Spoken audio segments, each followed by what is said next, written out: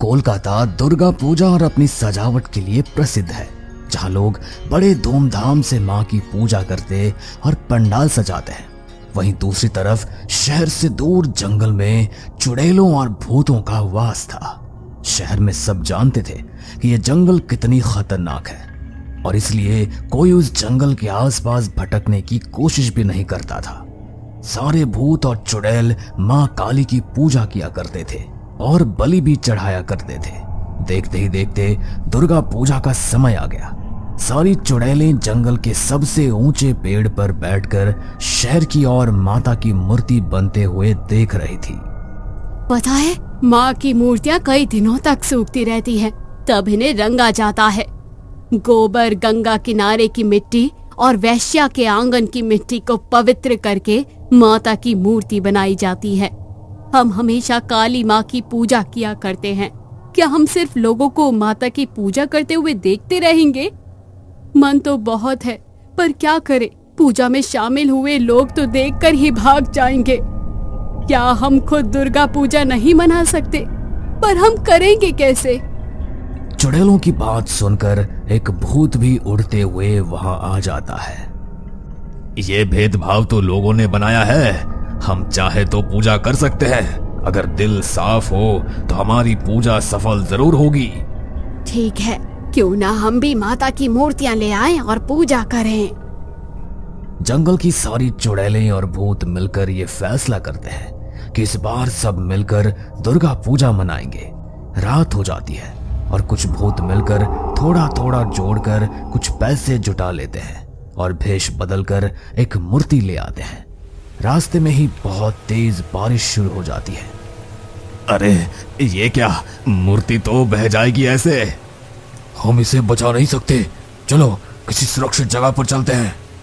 भूतों ने मूर्ति को एक बड़े पेड़ के नीचे रख दिया और पत्तों से ढक दिया। हम भीगते हुए चले जाएंगे, पर माता को भीगने नहीं दे सकते। चलो अब कल आकर पूजा करेंगे।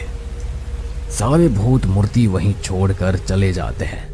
दूसरे दिन भूत सारी चुड़ैलों को स्वादिष्ट पकवान और ताजे फल लेकर उस पेड़ के पास आने के लिए बोलते हैं।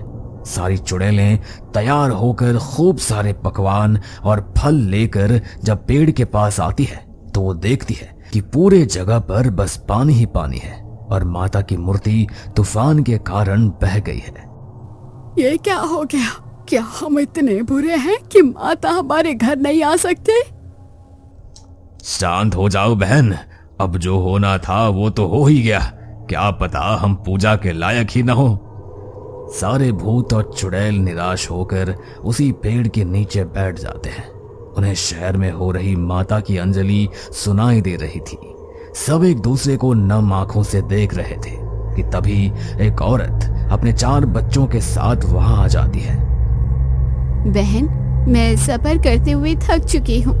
मेरा छोटा बेटा बहुत भूखा है और मेरी बेटी तो एक कदम और भी चल नहीं पा रही है। क्या तुम हमें देख सकती हो? हाँ बिल्कुल। हम मिलकर माँ दुर्गा की मूर्ति लेकर आए थे, पर तूफान के कारण वो मूर्ति बह गई। अब ये फल और पकवान किसी काम के नहीं। हम इतने अभागे हैं कि माता की पूजा भी नहीं कर सकते। अगर मन में आस्था हो, जो दिल से करो, सब माता के पास पहुंचता है। माता तो ममता की भूखी है, जो प्रेम से परोस दो वो स्वीकार है उन्हें। उस औरत की बात सुनकर सबको काफी तसल्ली मिलती है और उनका छोटा बेटा फल और मोदक खाने लगता है। सब पेट भर कर पकवान खाते हैं और आराम करते हैं। आप लोगों ने हमारी इतनी मदद की, आप लोगों का बहुत बहुत शुक्रिया। अब हम चलते हैं।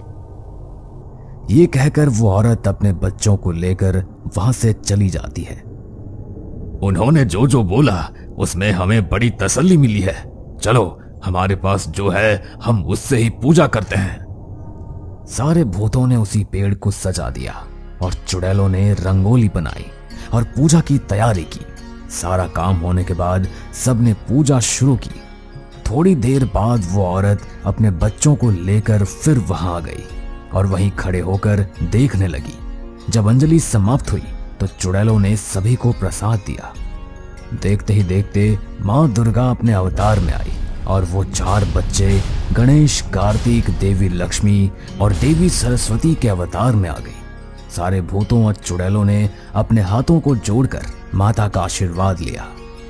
तुम लोगों ने मेरी बात मानी और पूजा की, मैं इससे बहुत प्रसन्न हूँ।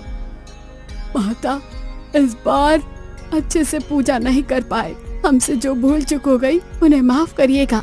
मैं तुम सब से बहुत प्रसन्न हूँ और सबको अच्छे से दुर्गा पूजा मनाने का आशीर्वाद देती हूँ।